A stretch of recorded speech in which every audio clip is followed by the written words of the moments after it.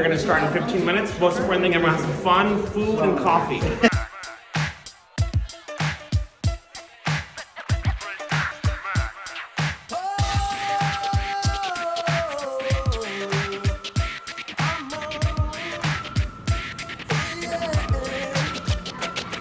When we started back in 1994, we never anticipated that we would be in New York City. Contributing an intellectual, knowledge-based society.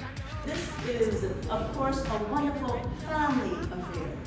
Your environment means so much regarding your education, your career, and everything.